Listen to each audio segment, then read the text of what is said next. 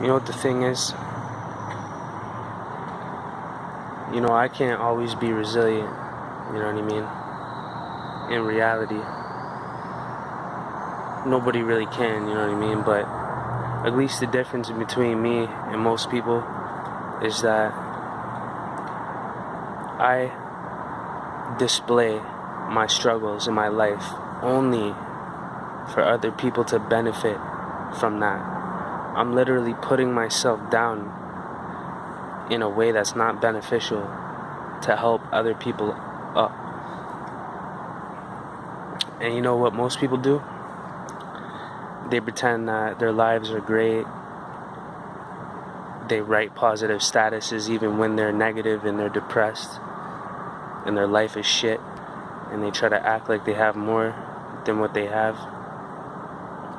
You know, people put this fake persona on throughout their entire lives, all because of the public's eye. You know, the way people view, the way they want to be viewed to benefit themselves. That's a selfish way of being. The problem with everything nowadays is everybody doesn't give a fuck anymore. Nobody cares about people. Everybody's self-centered and selfish. And I stick my neck out, like I said, to really put certain things in the light for people to see, so it can help them evolve, help them overcome whatever they're going through, because they see me going through it and I'm making it under harsh circumstances. You know what I mean? And you know, the thing is like, before I came to BC, I'll be real with you guys, I came to BC to start a new life away from all the gangster shit, all the street shit. Where I am, it's not gangster in the streets. That gives me an opportunity to rebuild myself without any interferences or influences on my life. So I knew you can't get well in a sick environment, you know what I mean? And I knew that there was better somewhere out there for me, you know? But I'm not always right either, you know what I mean? I'm not always right, you know? Nobody really is. We're all just trying to figure it out, and I'm not trying to act like I'm right all the time. I'm just trying to figure things out while I'm being looked at, you know, while it's being displayed. That's the difference in between me and most people. They figure things out behind closed doors. I'm showing it up front so we can learn together, you know, and that's powerful in my opinion. But I came out here to start a new life. I was with a chick that I was with for 2 years. Me and her were together for 2 years. I had a 2-bedroom apartment. I was renting one of the rooms out for some extra money to a friend that's no longer a friend. And, you know, I was alright, you know. And I had this opportunity. Somebody told me that I should come to Vancouver Island, right? And I said, you know what? I looked at the pictures, I looked it up, I seen how beautiful it was. Never been to a place like that in my life. Never seen the ocean, never seen mountains, never seen any of that shit. Nothing but concrete jungle, cities on cities. I didn't know there was a life outside of that I could touch, unless I had a lot of money. And I had like $3-4 grand. I had about $4 grand saved up. I had my 2-bedroom. I had my chick. And I said, you know what? I've been with her for 2 years. I was always good to her. You know, I took care of her. I wasn't alone for that period of time. Doesn't mean that. I think you know what I'm saying.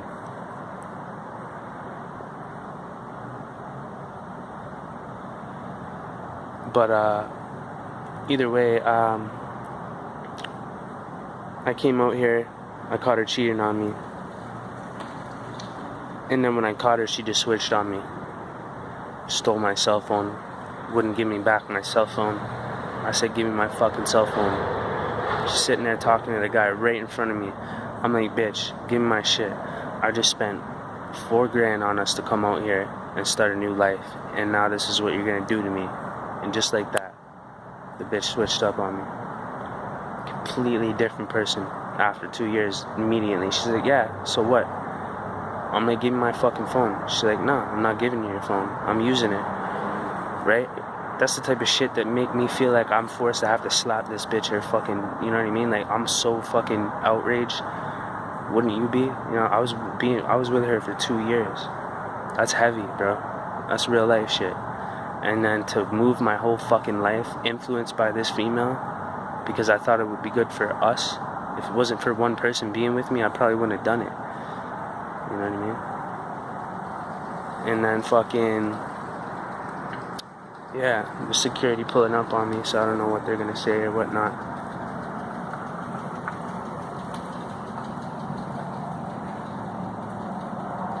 Fucking stalking ass motherfuckers. Anyways, so then I flew her, I fucking sent her on a plane. Never fucking heard from her again. Never heard from her again. Not even a fucking Facebook message. Not even an email. Just didn't give a fuck. And we were gonna have a family. We went out there to start a fucking life, and I lost my life for this bitch. I sacrificed it. Not only obviously for her, but you know what I mean? But in the end of the day, yeah, I was influenced by a third party entity that is not myself. You know? Yeah, it was my idea.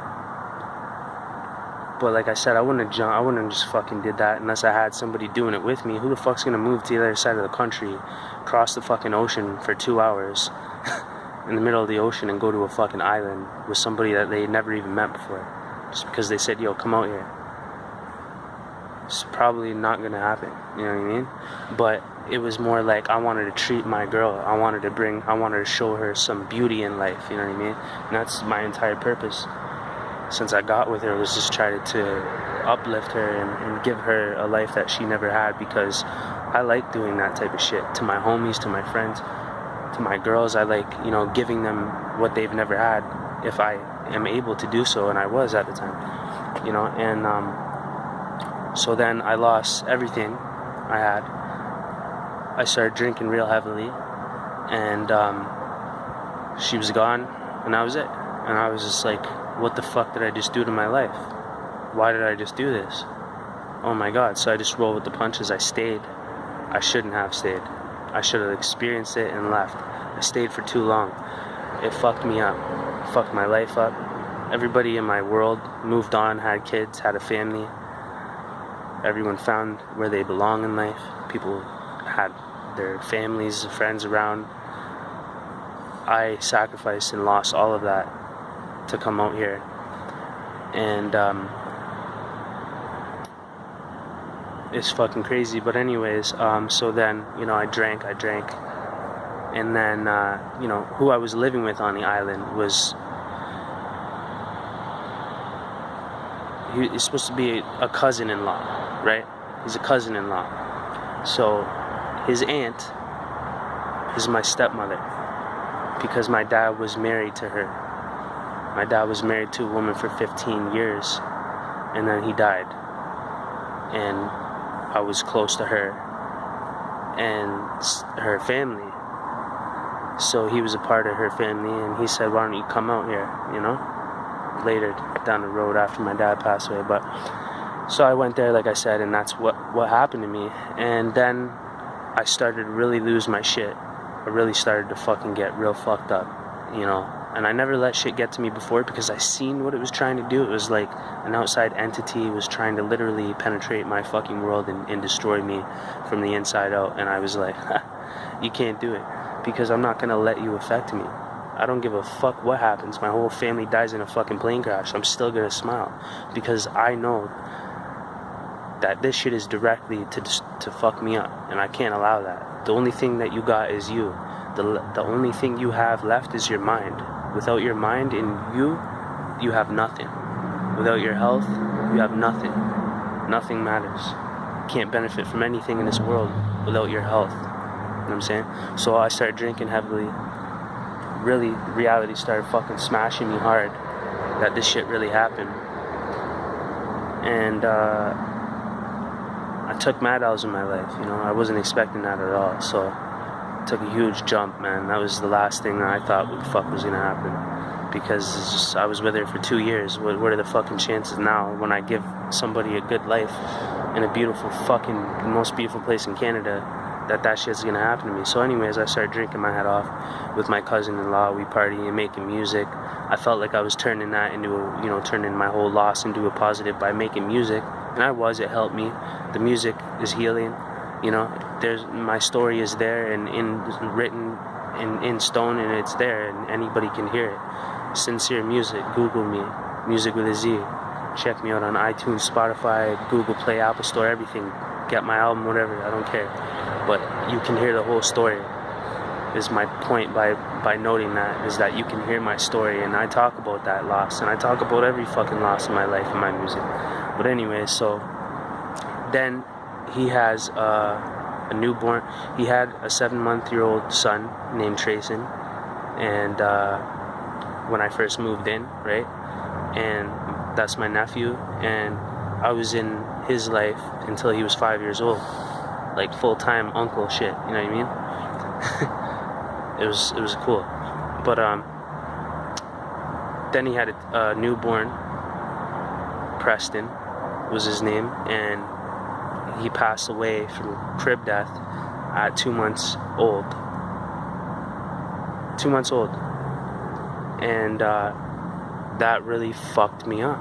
And of course that fucked my cousin-in-law, right? Really bad. And that rubbed off on me because I've never witnessed somebody go through such a traumatic fucking loss like that in front of me, you know? And I've been through my own losses, but I've never seen someone take a real loss like that and feel that pain. Like, I remember waking up fucking 4 a.m. from him crying like I've never heard a man cry in my life, you know what I mean? And saying, what? No. You know what I mean? And, bro, that's a whole nother fucking story, a whole nother video, you know what I'm saying? But, yeah, that fucked me up, right? These are things I did, you know, it's starting to add up. This shit adds up on you, eh? It will fuck you up later. And, yeah, so then his son passed away, so I stayed with him for a bit.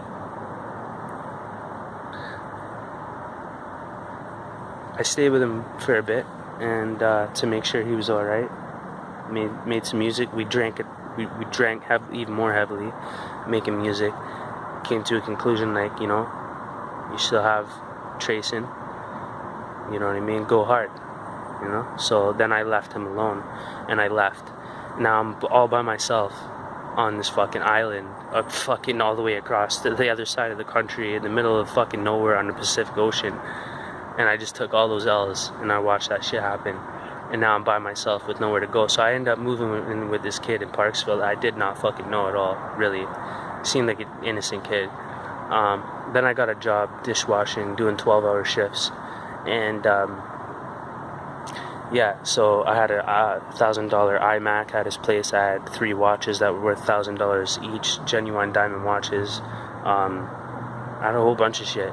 And, it was weird being there, like living with him and shit. I didn't really know him, but we tried to make it work and shit like that. And, yeah. What's up? I don't know, you tell us. What are you doing back here? I'm using Wi-Fi, making a YouTube video. You want to be in it? No. Okay, well, I'm making a video, so. For why? Because I'm a YouTuber. What's wrong with that? Nothing. See?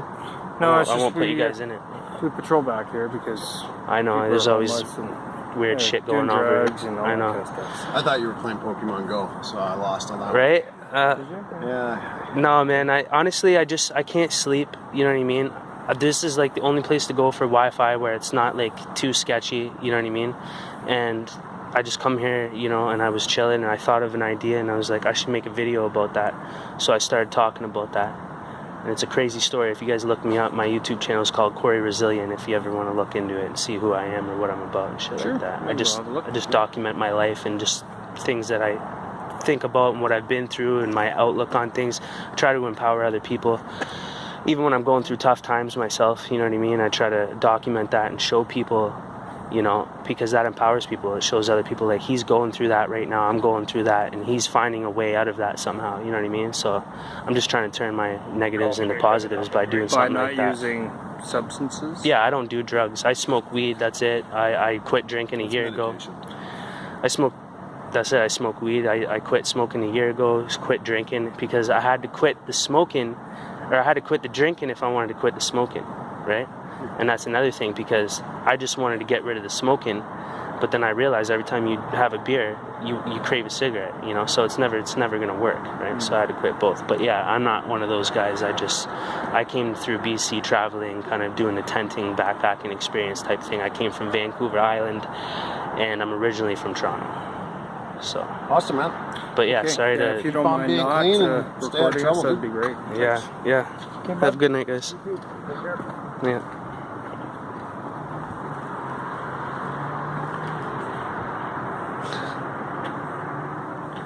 They rolled up on me hard.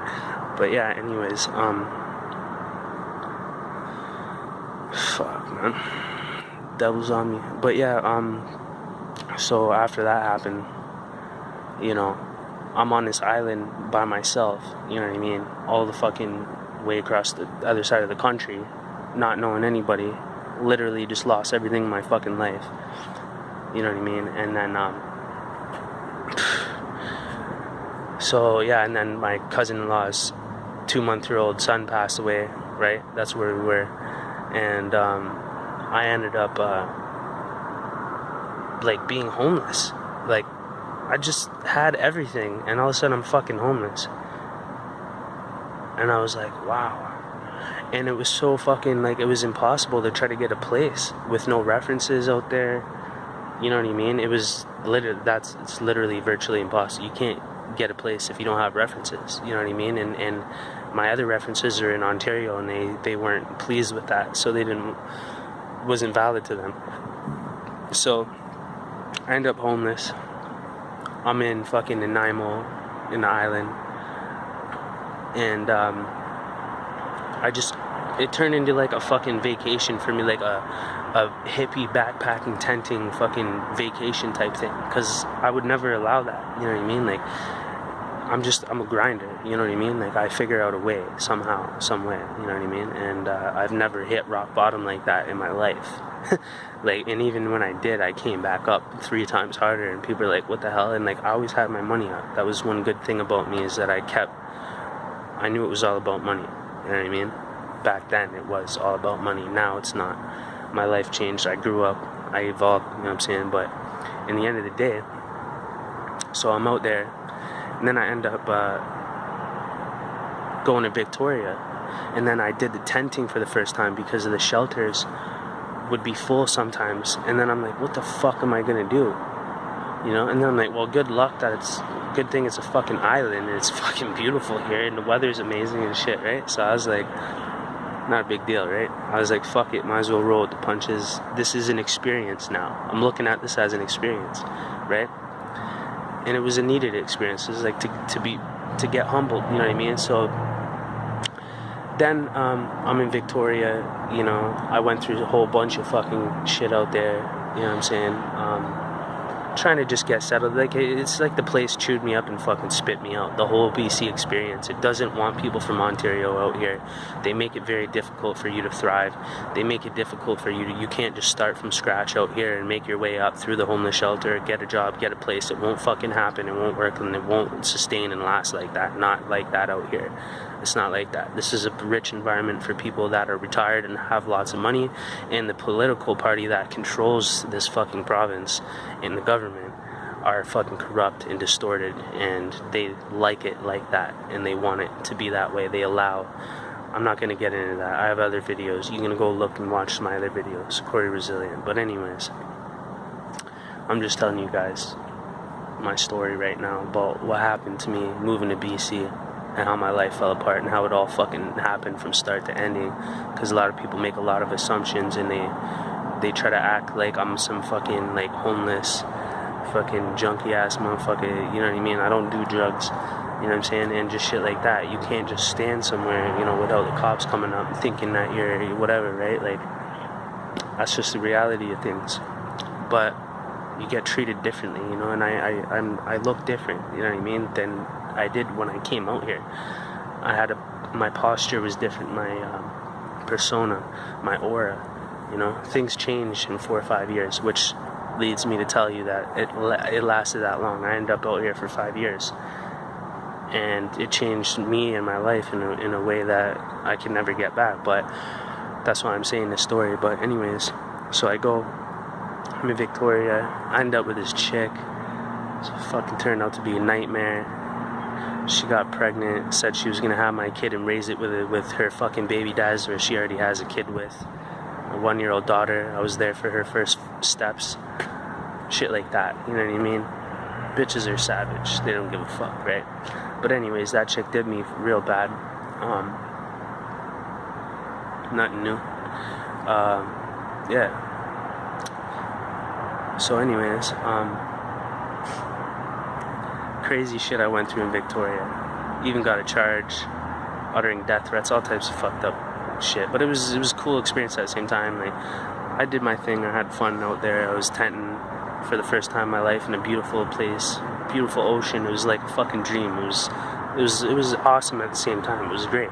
But then it wore on me, you know, it wore me down, and I tried to get out of it and get elevated, get a job, get a place, all that shit, and the establishment made it so I could not elevate.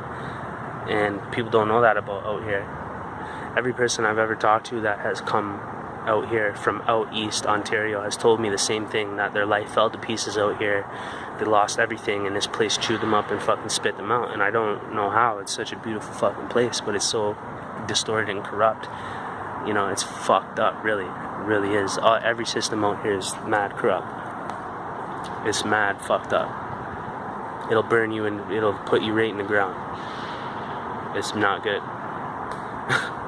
But it's a nice place to come visit, you know what I'm saying? But don't try to start here from scratch, especially if you're from Ontario. They don't like us out here. But anyways, and that's a fact. But anyways, so yeah, and then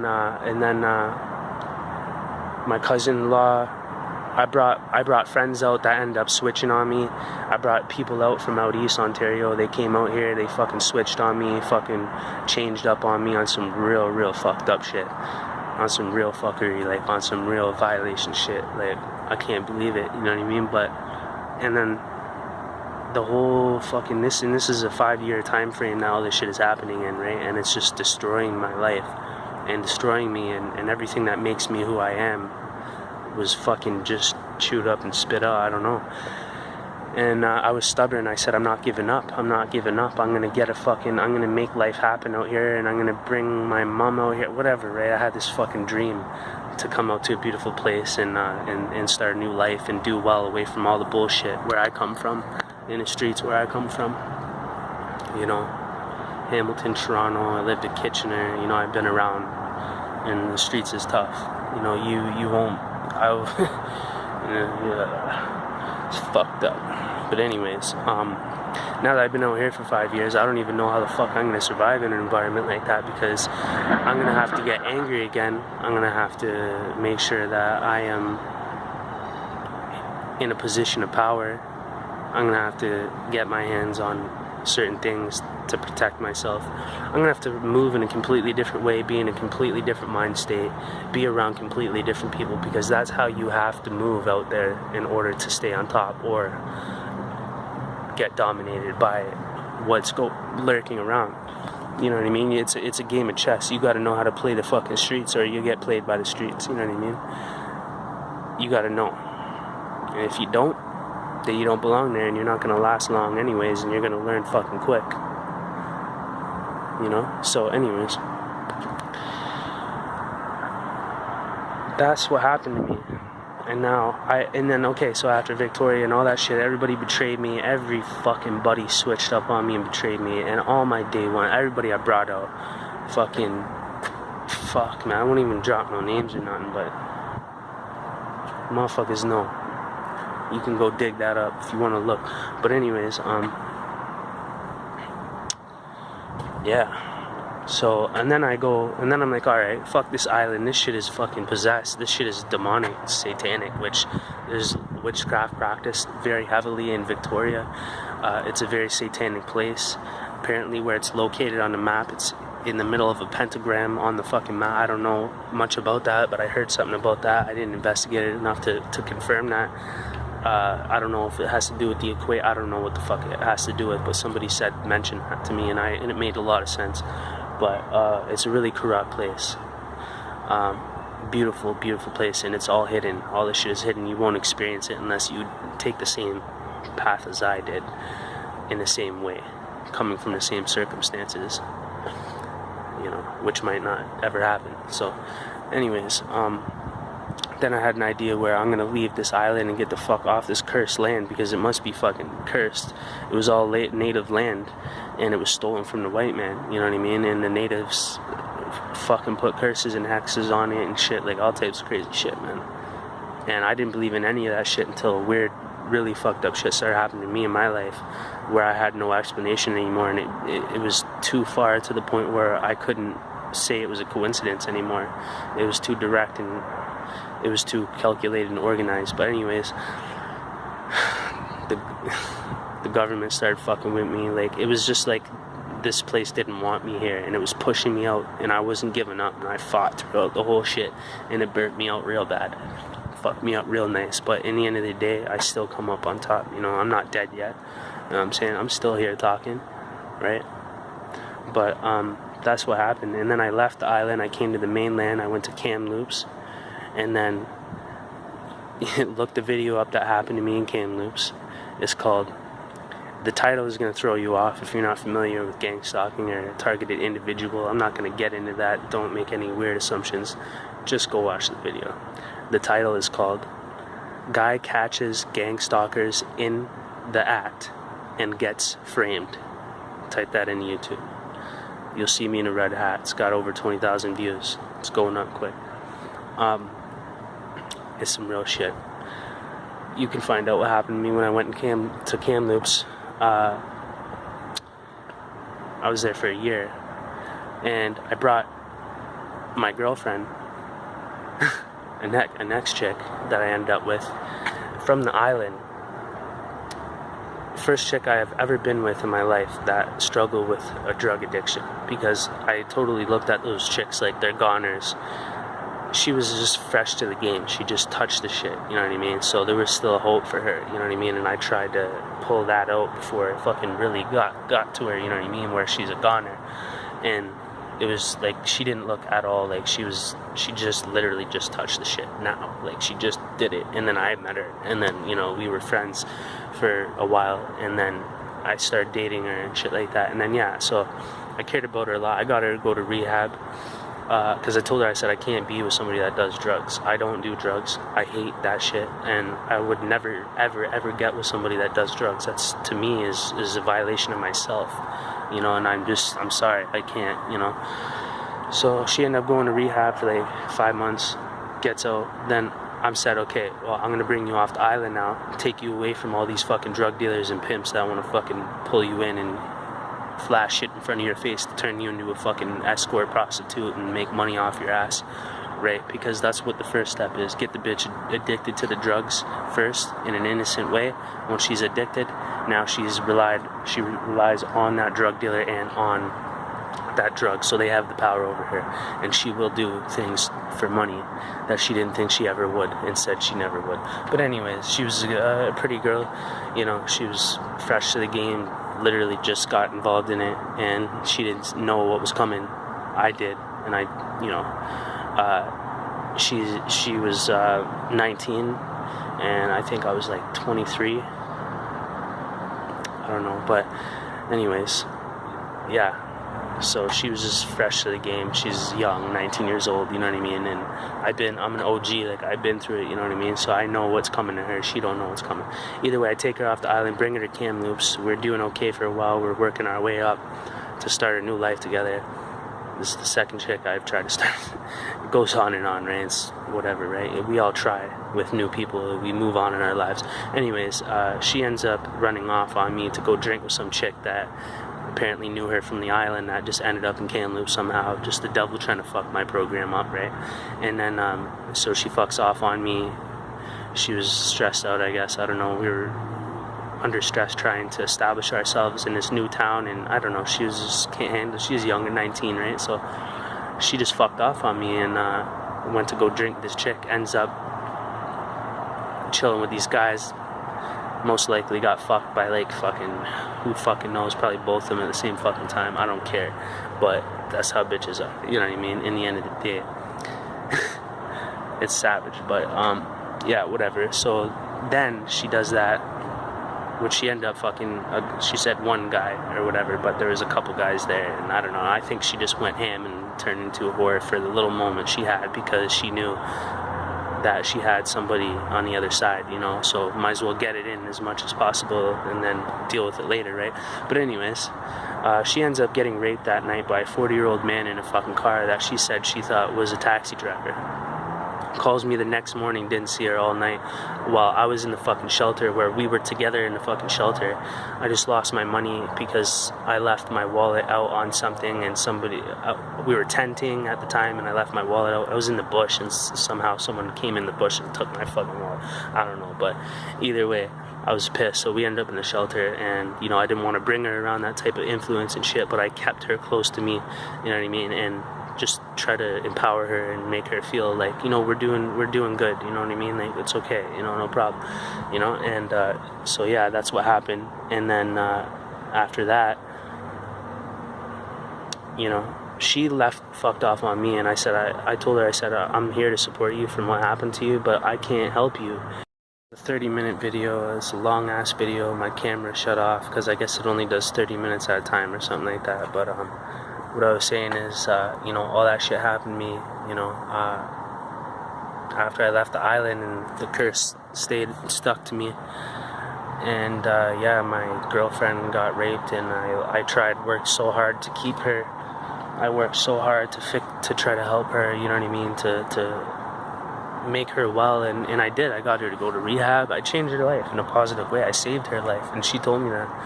Because the day I met her, she was gonna overdose on whatever the fuck she was gonna. She was smoking meth and doing heroin.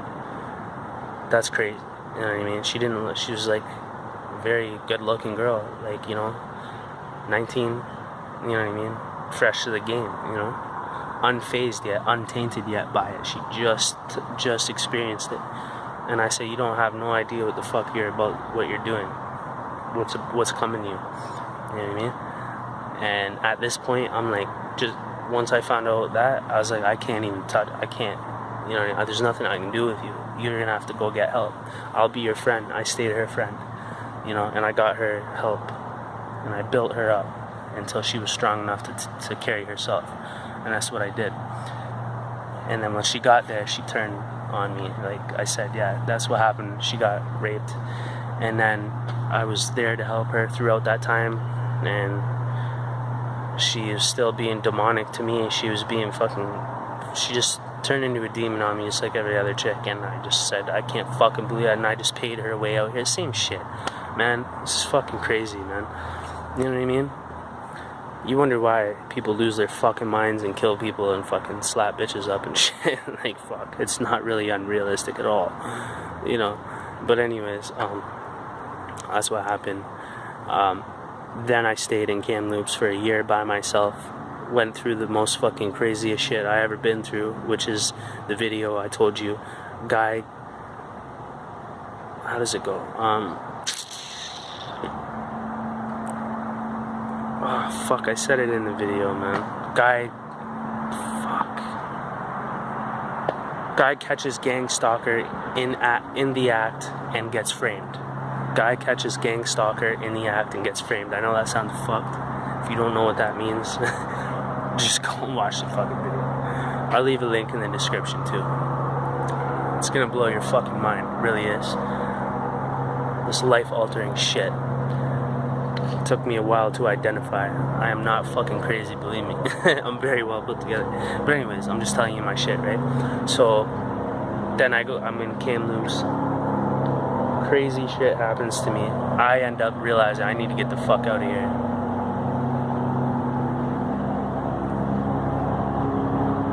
right? So I did, and then I went to Vernon. I was also in Penticton with her before we went to Kamloops, so we were in Penticton. It was nice. Some crazy shit happened there too, and then Kamloops, and then boom, I end up in Vernon. More fucked up shit happens to me. I'll just leave for another day. I don't feel like talking about it, but yeah, there's my fucking experience at BC, and now here I am, standing here before you, damaged, fucking traumatized, different, you know, altered, lost everything, and it stretched for that fucking long, and I tried so hard to keep making a life, not only for myself, but with other individuals that did nothing but kick my legs out underneath me and leave me there to fucking die. But anyways, that's what happened, you know what I mean? So before you judge somebody and wonder why they're fucking homeless or why they're on fucking drugs or whatever it may be, which I withstand through all that shit without fucking doing drugs, because I have no interest in that shit. I was a drug dealer all my life. If I'm gonna do anything, I'm gonna go and sell drugs. I'm never gonna be a drug consumer, because I witnessed that all my life, selling drugs. I realized I'm not a loser. These guys are trapped. I'm not, you know what I'm saying? And I've never been, you know, so thank God, you know what I mean? Now I'm trying to help people with addictions instead of feed their addiction, you know, like I used to make money and benefit myself. And then I paid for it later when I loved somebody that was addicted to drugs, which fucking ruined my life. But anyways, that's how karma works. Yeah, so here I am, you know what I mean? And I'm just trying to reestablish myself. And this whole journey turned into all this crazy ass shit. But I'm telling you right now, things are about to change, so I'm saying this in this video right now. I've made a video in a week, but shit is about to switch up right now. You're gonna see me in a different place. Things are gonna change real fast. Alright? Cory Resilient. Share this video. Leave the links to every one of my songs that I made about all those experiences that I just told you guys about, so you guys can go and listen to the songs and connect them to my story that I just told you. It's going to be very powerful. So, you know, I'm going to leave the links anyways for you guys to listen to the songs that I made about all those experiences with the chick that, her name was Eliza. She, you know, I lost her to that addiction, you know. She went back to her ways out there, left me, went back to the island and went back into that lifestyle. But anyways, I'm going to leave all the links. Yeah, I guess I just wanted to, you know, tell people the story of what actually really happened, you know, because it's fucking crazy. So, you know, yeah. Take care. And, you know, I deal with a lot, you know what I'm saying, and I only made this channel to try to help people and empower people and actually let people be a witness to all this crazy shit that I fucking go through, because it's really psychotic. And then people think I'm fucked up. Well, you wonder why, you know what I mean? And it doesn't stop there. And there's a lot more before that happened to me in my life. That's why I make these videos. So I got more videos coming. Please help me reach the masses, you know, help me share my videos. Because if I'm not reaching anybody, the shit is pointless. And it's not rewarding, so I need help with my reach. So if you guys can share my videos, tag people, maybe it'll go viral. That'll bless my life. So